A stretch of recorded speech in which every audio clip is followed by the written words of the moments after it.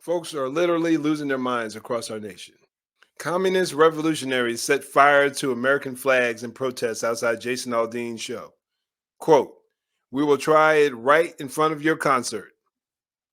Man, oh man. There's some video footage. Let's see if we can get this up here.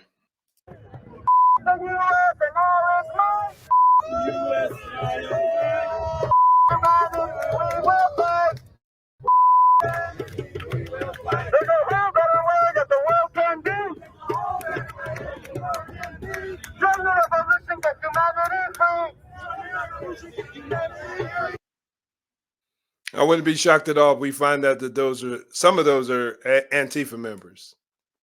Looks like something that they would do. No Trump, no KKK, no fascist USA.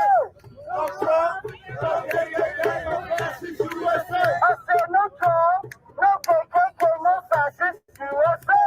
No Trump, no KKK, no fascist USA. You know, it's crazy that they have a right here in our country to be able to do that.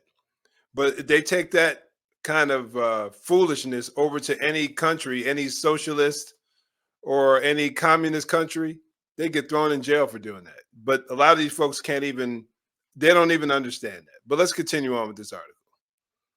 A communist revolutionary group burned American flags and chanted anti-U.S. slogans during a disturbing staged protest outside a Jason Aldean concert in Chicago on Saturday night. Around 20 communists belonging to Revolution Club Chicago, yeah, I'm going to have to look those guys up, assembled outside Credit Union 1 Amphitheater in Tinley Park, shouting phrases like "F the USA" and all its might as they torched the flag. According to video shared by News2Share, the group was also filmed taking jabs at Aldean's song "Try That in a Small Town," labeling the Georgia-born artist's song a piece of fascist S. Quote, "Guess what, Jason? We will try that in a small town." Activist Rafael Cadares, a California resident who flew out to the Windy City to take part in the protest, told the Chicago Tribune. Some more pictures of these folks. Just nuts.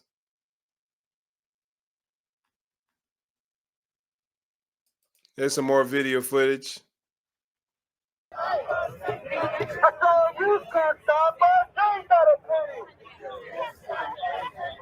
We did it in a small town.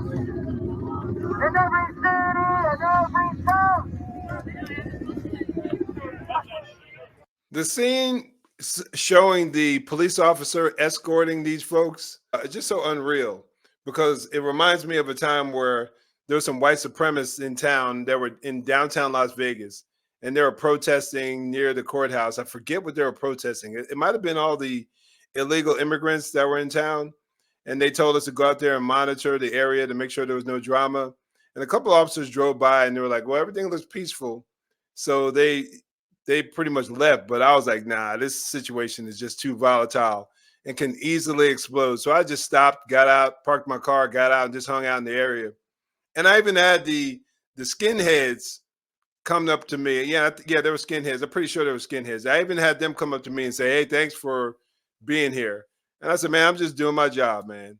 And they were like, "Oh, that for sure." They understood, because they knew that my presence would minimize any potential drama.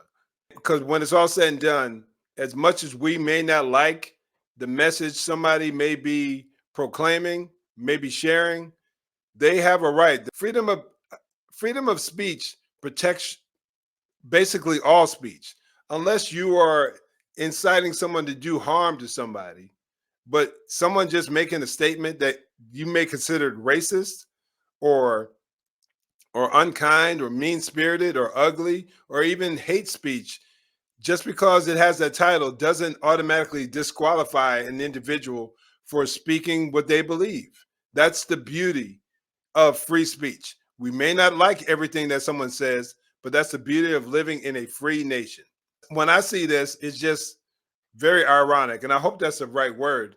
But you see people walking down the street who I can almost guarantee you hate the police. They want to defund, they want to abolish law enforcement, but yet at the same time, they're totally cool with using law enforcement to protect their behinds. I said you couldn't stop us, ain't that a pity? No more lynch mob. No more lynch mob. Uniform. And there aren't that many of them, so they definitely need law enforcement protection.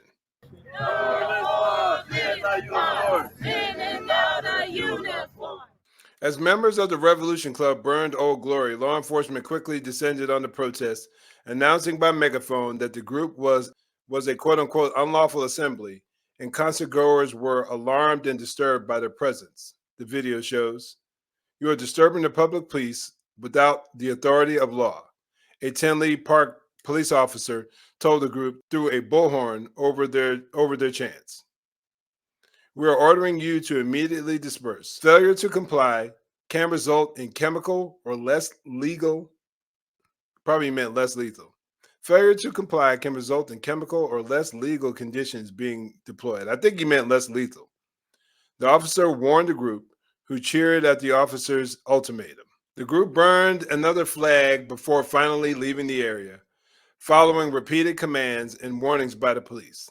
The anti-capitalist protesters continued shouting anti-American chants, as were escorted down the street by the police. Aside from being flipped off a few times, the group did not run into any altercations with Aldean fans during the protests and flag burnings. The roles were reversed and there was a pro-American rally at some kind of Antifa, communist, socialist rally or meetup. What are the odds are that things wouldn't escalate into violence? We know that situation would have become violent. But at the concert, maybe it was because of the police presence, who knows? But typically, those of us who are in the know, who pay attention to what's going on, the violence typically comes from these leftists over here.